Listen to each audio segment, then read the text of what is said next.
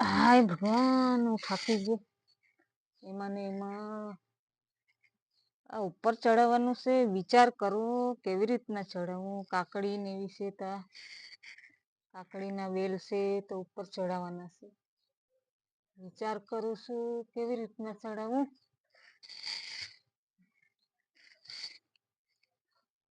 કઈ ગોતવું જોઈએ પતલું એવું તો મેળાવું. હું છે પતલું એવું ગોતું તો મેળાવે.